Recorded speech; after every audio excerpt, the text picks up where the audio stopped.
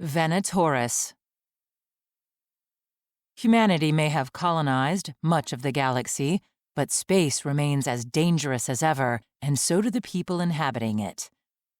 When Alexis Solovy, space explorer, freelance scout, recalcitrant wanderer, lands the contract of a lifetime, the race is on to claim the prize.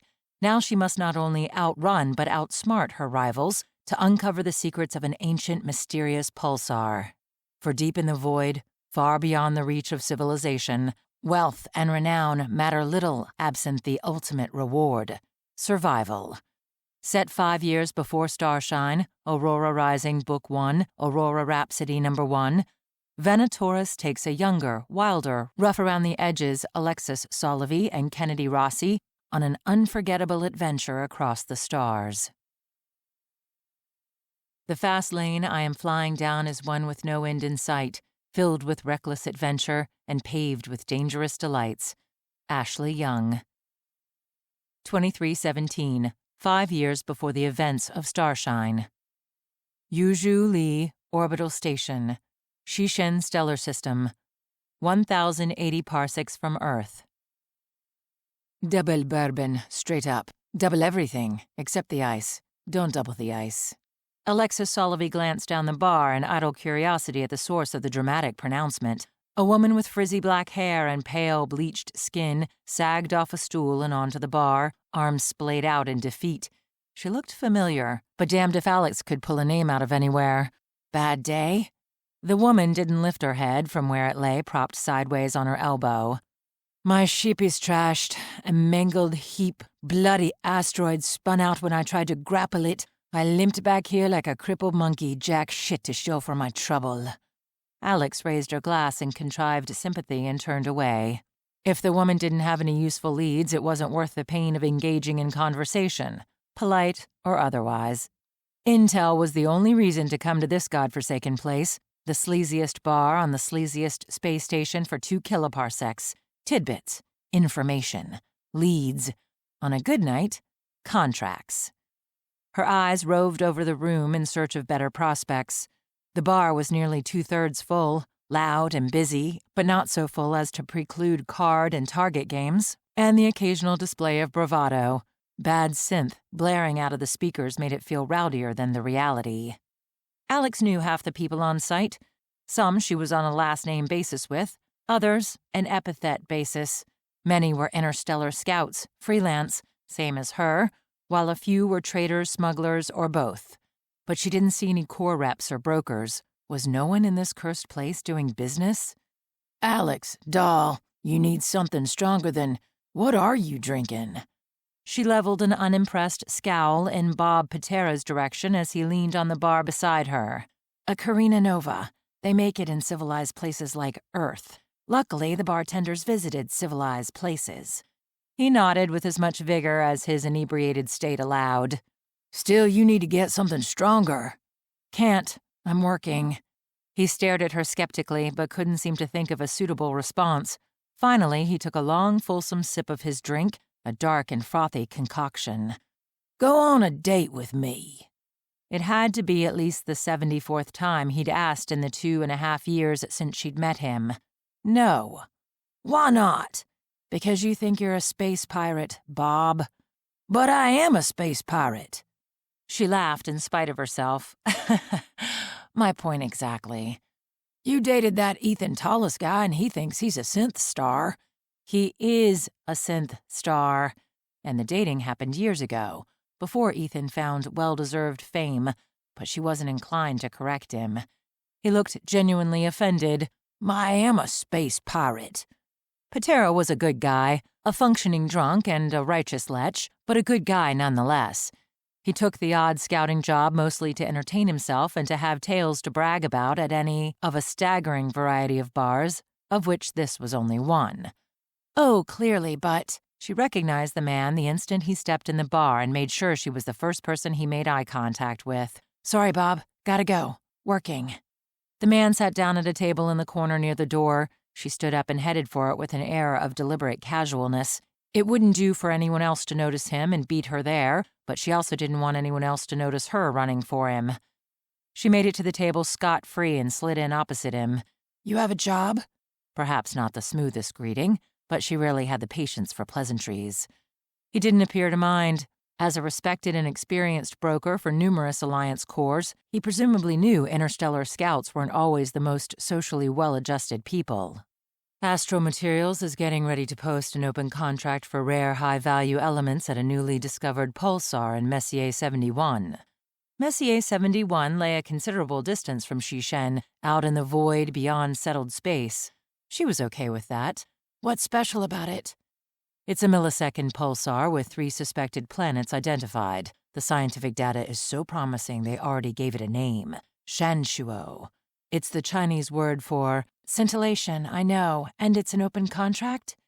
Should hit the boards in the next hour or so. You did a great job on the contract for Palermo last month, so I thought you'd be interested in a little forewarning.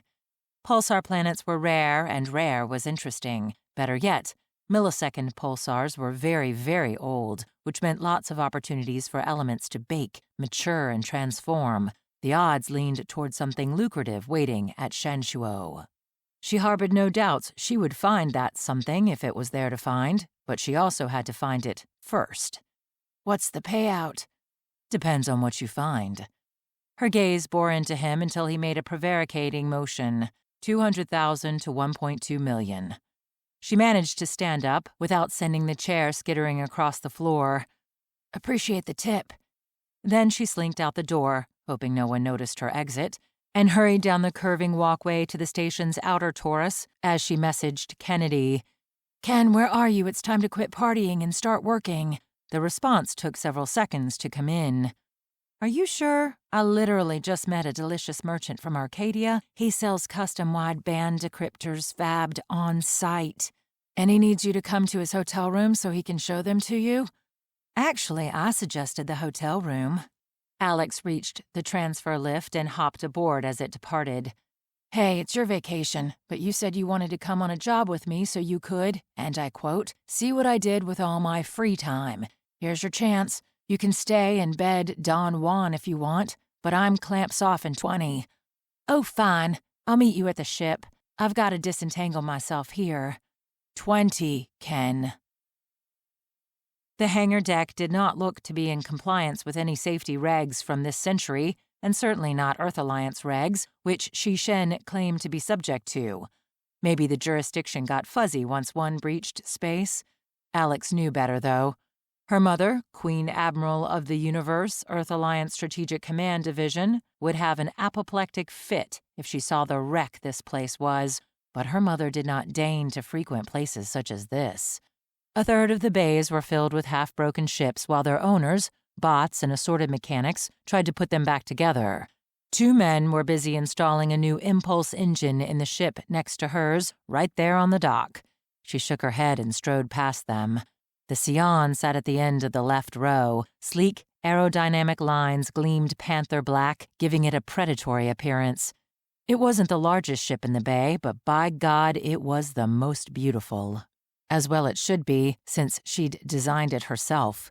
Built to spec by the company Kennedy worked for, it represented nothing short of perfection, except for all the upgrades and customizations she desperately wanted to make but could not yet afford, step by step, day by day.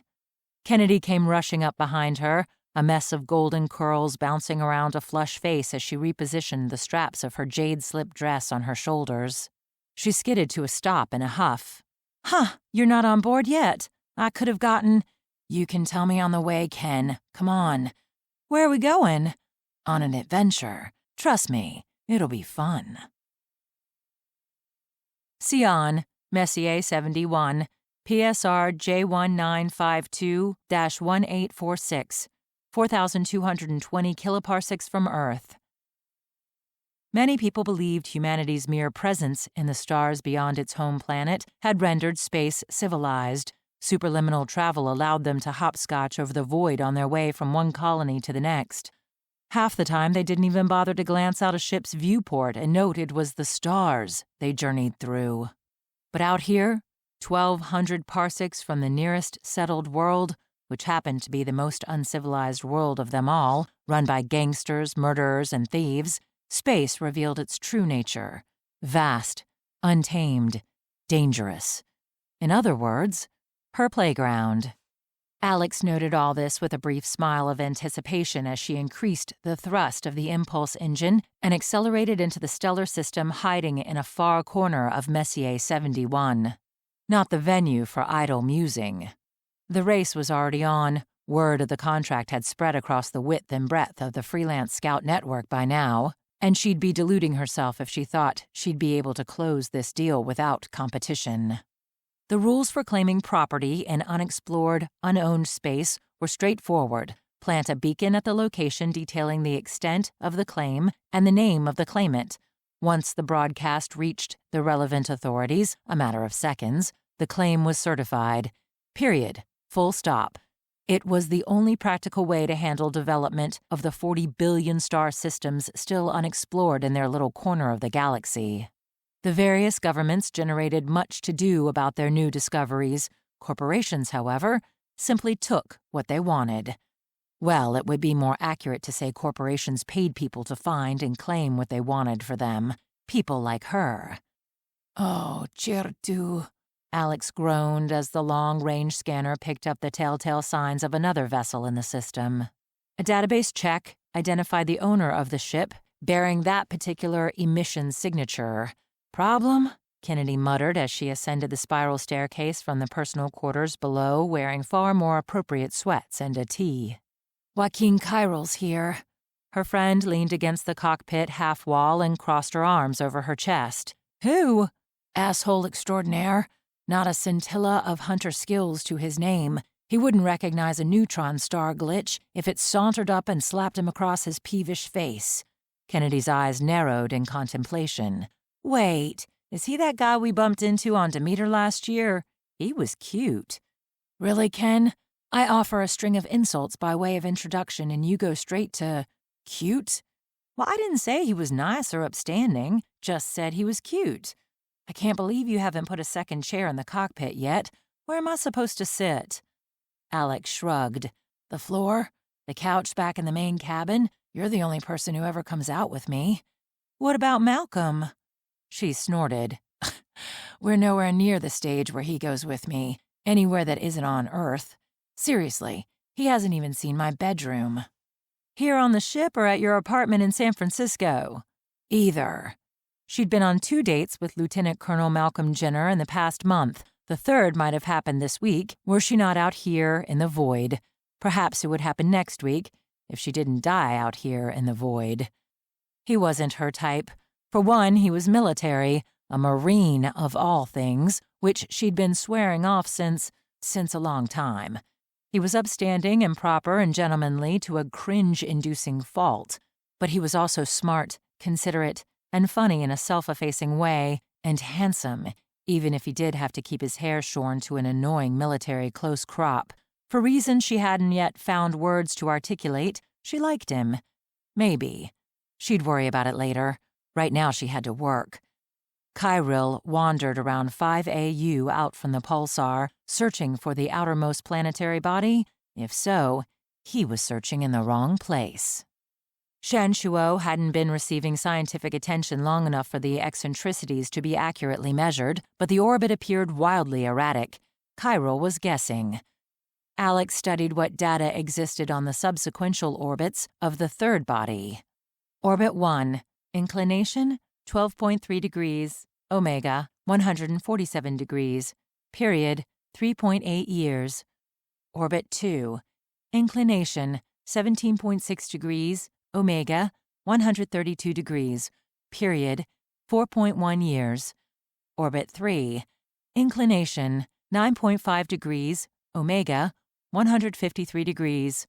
Period, incomplete. 859 days as of yesterday. She ran through some calculations, then killed all the screens to stand and stare out the viewport. They weren't able to see the pulsar, of course, as it emitted primarily X-rays. A spectrum filter engaged over the viewport to rectify the deficiency in their eyesight. "Oh, that's pretty," in a manner of speaking. Like a lighthouse on an amphicote high, the X-ray beam spun madly, strobing across the viewport faster than she could blink. It was hypnotizing, and she let it cast its spell. She watched without seeing as her vision blurred under the mesmerizing rhythm. There. She dropped back into the cockpit chair, strapped in, and set a course for there.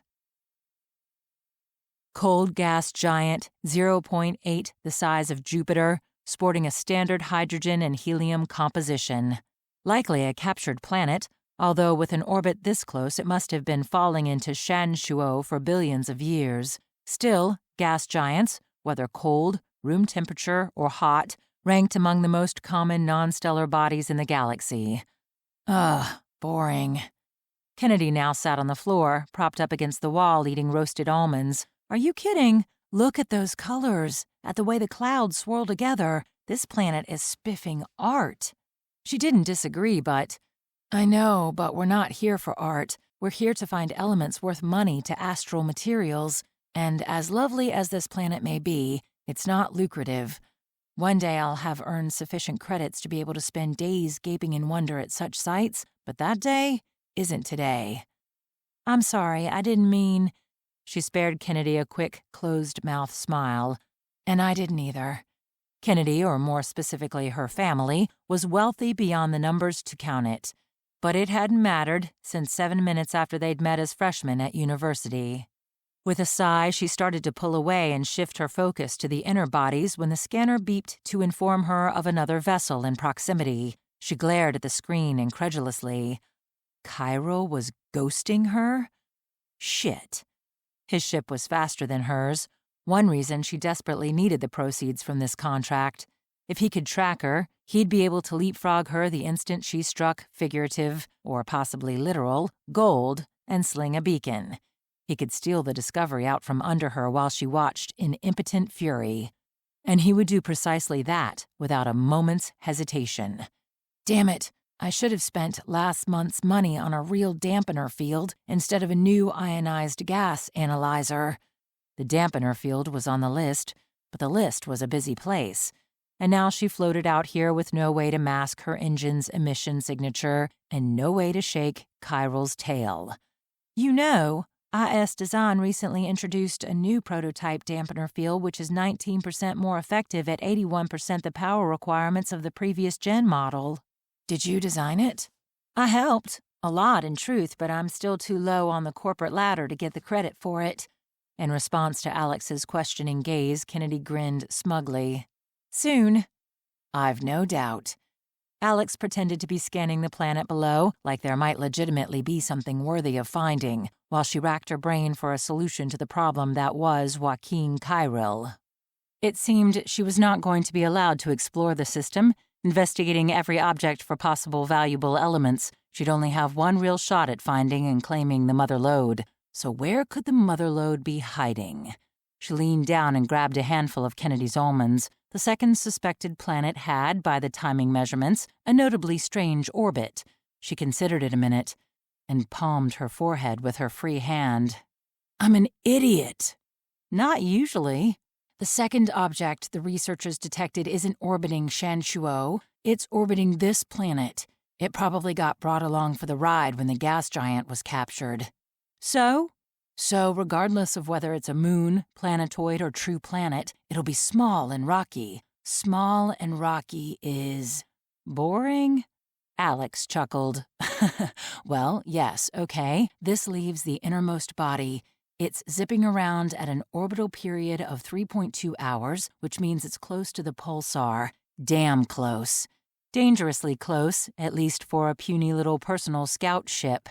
She imagined the Sion protesting the insult with an aura of miffed indignation and apologized silently. It certainly was not puny to her. It was, in point of fact, everything she had ever wanted. The type of relationship exhibited here, a tight, rapid orbit in the shadow of the pulsar, pegs it as a companion star rather than a planet, a white dwarf having its matter leached away by the primary star? Were you directing that question at me? 'Cause I'm an engineer, not a space junkie. Alex mumbled a distracted reply. White dwarfs were a dime a dozen and as boring as the gas giant, but if it was a true white dwarf, the researchers should have been able to identify it as such relatively easily. She swung toward Shanshuo in feigned casualness so as not to pique Chiral's interest. tuning out the voom voom voom strobe of the pulsar in favor of trying to catch sight of the orbiting companion. She blinked. There. Blinked again. Gone. But it had been there, a tiny dot of absence racing across the X-ray light. She readied the spectrum analyzer to take a broad spectrum reading. She'd filter out the pulsar's spectrum signature afterward to reveal the companion's data. The scanner panned until she relocated it. Fantastic. Effective surface temperature estimated at... She frowned. That can't be correct. Either the white dwarf was older than the universe, a dubious supposition, or the pulsar had siphoned off the outer layers completely, evaporating the star and leaving behind naught but its core. Possibly its exotic carbon diamond-like core? What were the odds? Vanishingly low, but higher than they had been a few minutes ago and doubtless higher than the first option. Kennedy stood and peered out the viewport. What have you got? Maybe, just maybe, something wonderful. She didn't elaborate for now. She'd been dallying for too long, and Cairo would be getting suspicious, and now she really needed a plan. The small rocky planet orbiting the gas giant had a thin atmosphere and varied terrain. Terrain she'd be able to lose Cairo in for a few seconds at a minimum. Since her in-atmo pulse detonation engine didn't emit an identifiable signature, it might be enough. I need help. I need someone else. Who else is here? I'm here. Alex laughed. I mean another ship. Kennedy shrugged and returned to the floor. I can't help you then. The potential payout marked this as an enticing contract, if a marginally risky one. Pulsars didn't qualify as friendly environs for humans. The ionizing radiation alone, not to mention the powerhouse X-ray beacon, meant an early death for anyone not in a strongly shielded vessel. Luckily for her, she did have those shields. The best radiation shielding last year's money could buy. She tuned the emission sensor to its farthest range and filtered out the quite noisy pulsar radiation. Cairo's ship showed up immediately, right up her ass, leading her to growl a particularly colorful Russian curse under her breath. Your dad teach you that word? Not intentionally. After another pass, 2 additional dots materialized, which earned another nearly as colorful exclamation. Once the targets were pegged, she refined the scanner's parameters until she had definable signatures, then fed them into the ship database. The first one didn't match any entries, but the second... Alex sent a secure comm hail. Hey, Bob, what brings you to the void today? Solovy? Damn it. Whatever brought me here, I'm not gonna get it now, so I might as well turn around, head home, and go get plastered. He wasn't wrong. Bob Patera may be a better scout than Cairo, but that wasn't saying much. Glad to see you accept the inevitability of my triumph, but don't rush off yet. I've got a proposition for you. Be still, my heart. She rolled her eyes. Simmer down, it's not that kind of proposition. Joaquin Cairo is glued to my ass and I need to ditch him. Help me do that long enough for me to find elements which will satisfy the astral contract, and you'll get 10% of the proceeds. 15%. 12%. 12% and you have a drink with me next week. She drummed her fingers on the dash. All right, but a drink means a drink. Nothing else. Oh, come on. We should at least have sex, if only to get all this sexual tension out of our systems. Kennedy arched an eyebrow in interest, but Alex shook her head in a vehement no. There is no sexual tension between us, Bob. Sure there is. Those are your dreams. This is reality. So are you in? Point the way. She exhaled in relief. Terrific. You've got a Genix 7 impulse drive, right? I won't ask how you knew that. Yes, the C2 model. Alex toggled the comm and waved Kennedy up off the floor. Can you figure out what he needs to do to his engine to make it approximate my emission signature? Kennedy nodded and jogged to the data center in the main cabin. Her outward demeanor made it easy to forget, especially when the woman was in full-on vacation mode, but Ken was smart. Exceptionally smart. And she knew more about all the major components of starships than anyone Alex had met. Odds were she had the specs on the Genix 7 drive memorized, along with the specs for all the other commercial engine models. Alex switched the comm channel back on. "In a minute, I'll send you some adjustments you need to make to the power flow to your engine and a tiny tweak to its negative mass regulator." "You want me to manipulate my engine?" "Improve it, actually. You're going to pretend to be me. Once you've made the adjustments, move to the far side of the middle body and wait there until I tell you to come in atmo. When you get close, I'll go dark. You'll take my place, then bail and get back to the gas giant." "This body is where?" In case you hadn't realized it, I legitimately meant point the way. It wasn't his fault he was a bad scout. Not even a bad scout, really. Merely an ordinary one. "It's orbiting the gas giant, inclination 27.6 degrees off the pulsar's reference plane at 1,722 megameters, give or take." "I can work with that. What are you planning to do once I lead Kyril astray?" She hesitated. She liked Bob as far as it went, but it didn't mean she trusted him. Not when hundreds of thousands, if not millions of credits were at stake. "I'm going to go earn our riches." Kennedy returned to the cockpit and, at Alex's gesture of approval, input the calculations and sent them to Bob.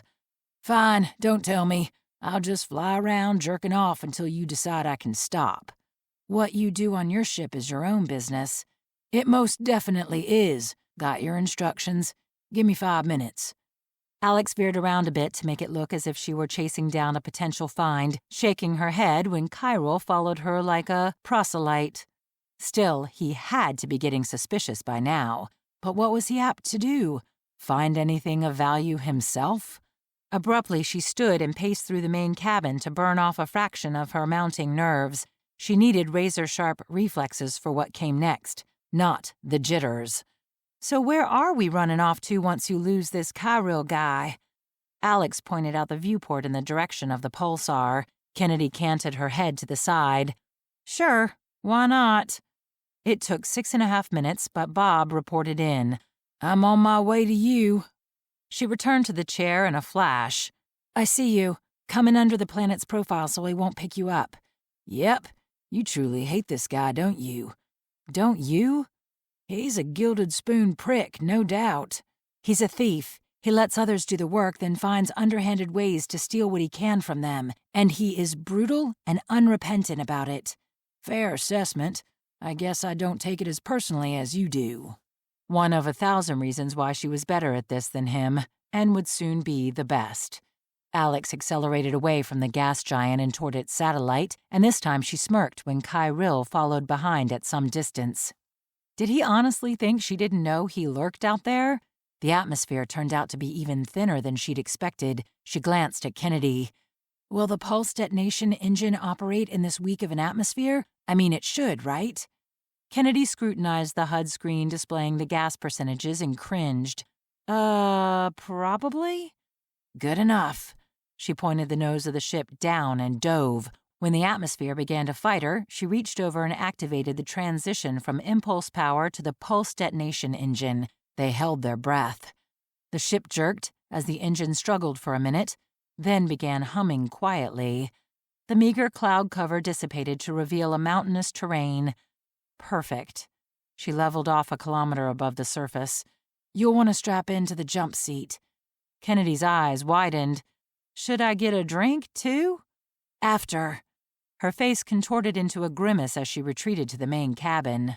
Alex guided the Sion toward the mountains, seeking out a path through the crests and valleys. Kyril's ship was faster than hers in space. She had to assume it was faster in Atmo as well, but she could fly circles around him in her sleep, using nothing but her left pinky. It wasn't arrogance. It was fact. Perhaps a smidge of arrogance. She cracked her neck and dipped until she cruised 30 meters from the sloping incline and tilted the belly of the ship toward it. No trees softened the scenery, and boulders rushed past in a blur. Ahead, a ridge split into a deep fissure, more gorge than valley. She plunged into it, staying close to the ground.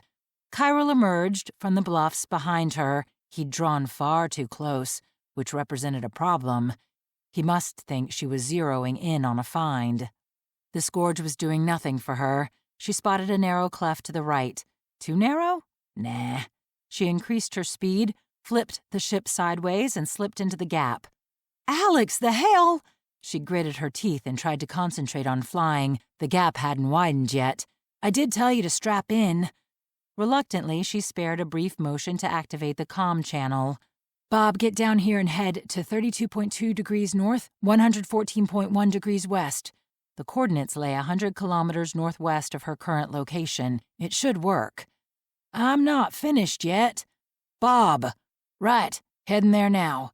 Finally, the terrain opened up, though the mountains grew far steeper, jagged spikes jutting up from a dead landscape. She swerved to the left to dart between two peaks, then dropped down as low as she dared. Chiral blip followed. Motherfucker. But it stayed more distant now. He was flying safely. Coward. Emboldened, she sped onward, dipping and weaving through the range. When another fissure came into view, she pivoted hard and raced through it, a mite too snugly for comfort. She was glad Kennedy wasn't up here to see how near to the cliff walls they flew. On the scanner, Chiral slowed almost to a stop, handing her the brake she needed. She found a basin on the topography map 6 kilometers to the northeast. "Bob, shift to 33.8 degrees north, 113.9 degrees west, and get ready." "Yes, ma'am." One corkscrew turn and... She decelerated hard and plummeted toward the ground. When 10 meters remained, she killed the engine.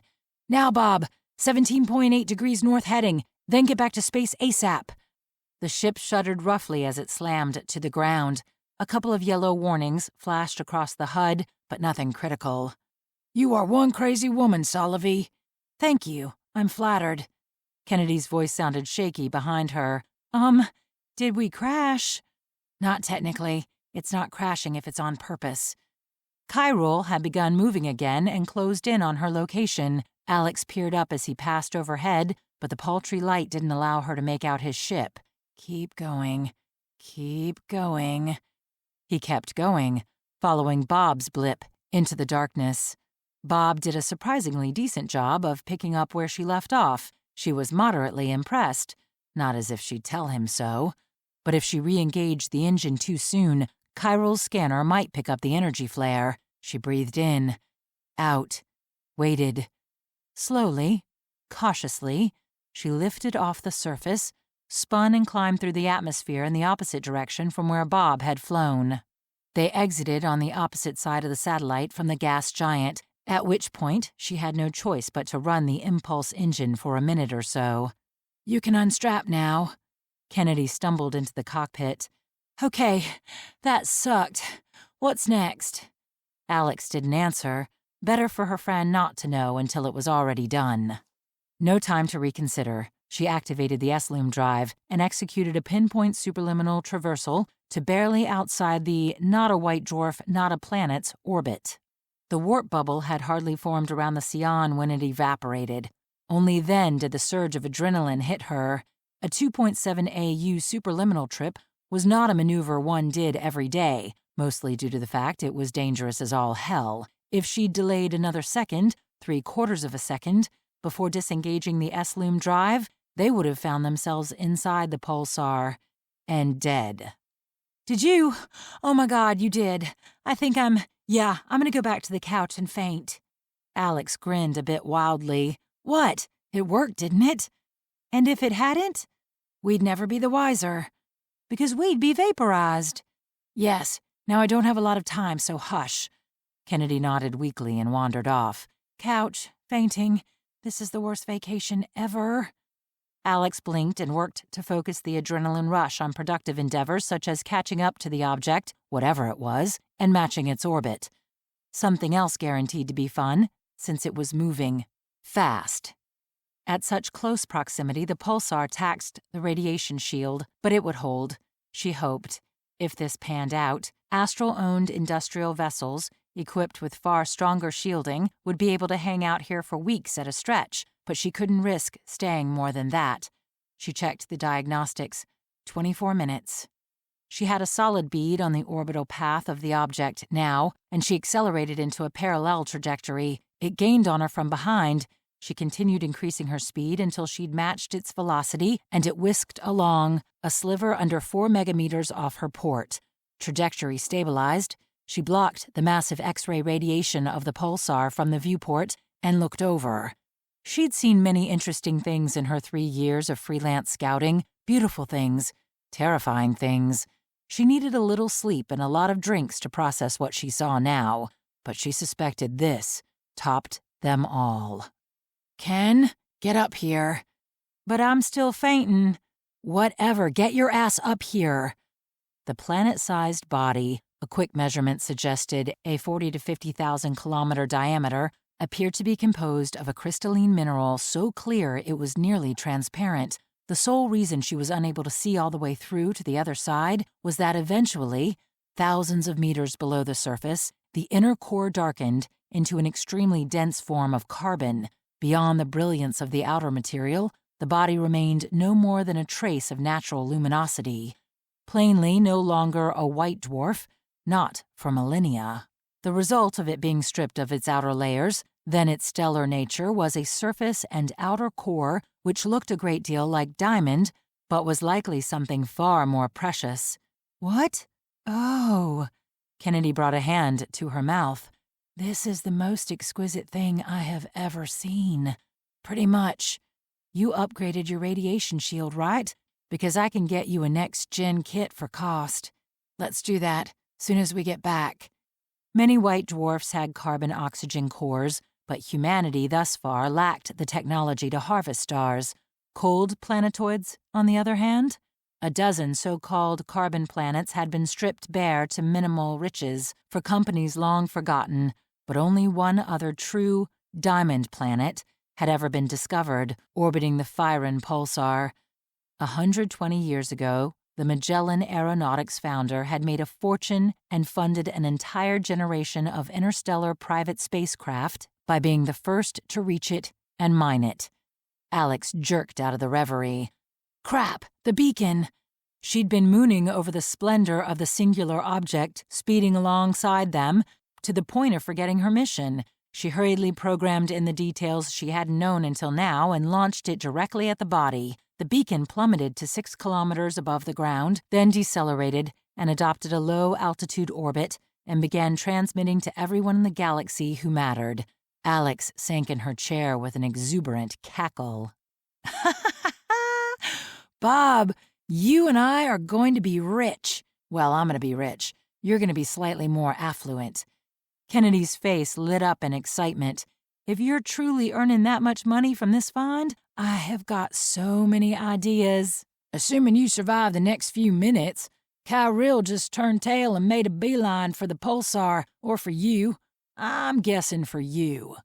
Couldn't she spend 5 seconds enjoying her success in peace? Apparently not. She straightened up in the chair and began to retreat from the planet. Her shield only had 8 minutes' worth of full functionality remaining before it started failing. She needed to move to a safe distance, and soon. "Solovy, you bitch! You think you can get away with such a bullshit scam right in front of me?" "Nice to talk to you too, Kyril." "Oh, wait. No, it's not. So sorry your plan to ghost then leapfrog me didn't pan out. Better luck next time. Or preferably worse luck." "Is that a bloody diamond planet?" "No.